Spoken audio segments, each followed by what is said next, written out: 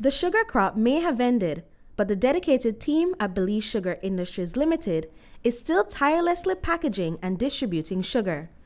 As some of the region's leading sugar producers, Belize should have no trouble ensuring that sugar is readily available for the domestic market. Yet, some retailers have imposed limits on how much sugar each household can buy at a time. This raises the pressing question: is there a sugar shortage? To address the speculation, the sugar suppliers provided us with a tour of their warehouse. Here's what we discovered. At the beginning of this week, we had approximately 7.5 million pounds of plantation white sugar, and we had 2.2 million pounds of brown sugar. The monthly consumption of white sugar is approximately 2.2 million pounds. So what that means is that we have enough sugar for the next 3.5 months. And the monthly consumption for brown is around 800,000 pounds. So similarly, we have enough supply to take us through to the end of December. Director of Finance Sean Chavaria explains that the reports of a sugar shortage confounded the company until they realized that there was a larger issue at hand. We have heard reports that customers are complaining that they can't find sugar in the shelves in the supermarkets. And so that is something that continues to worry us, because as we've demonstrated here, there is enough sugar in our facilities. We are making it available, but somewhere along the supply chain line, the sugar is not always making it to the intended customer. And so that is something that continues to worry us. All signs point to sugar smuggling as the culprit behind Belize's apparent shortage. One major incentive for smugglers is the price, which remains below the global market rate.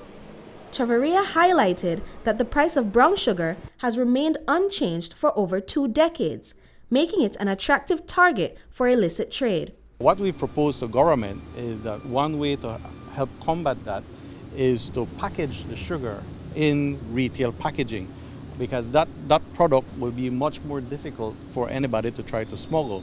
BSI has been exporting sugar under the Domino brand into CARICOM for about a year.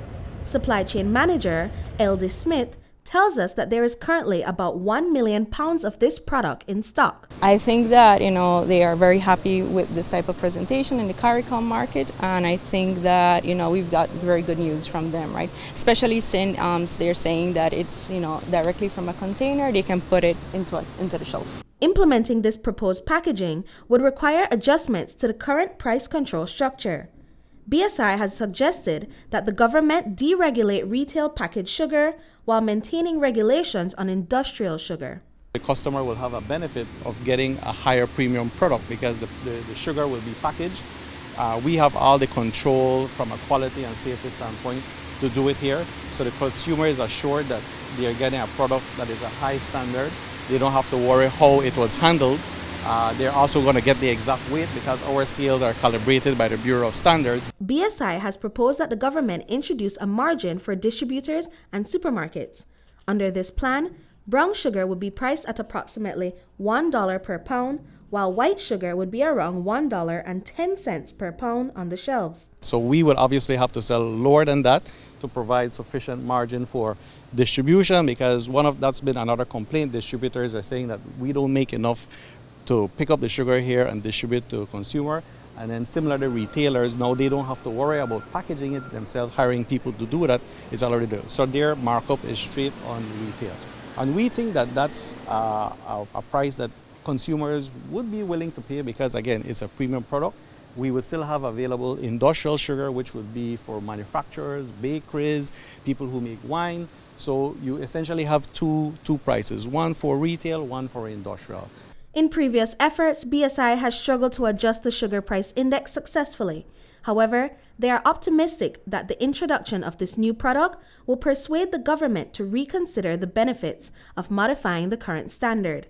If approved, BSI expects the product to hit the shelves by the end of the 2024-2025 crop season.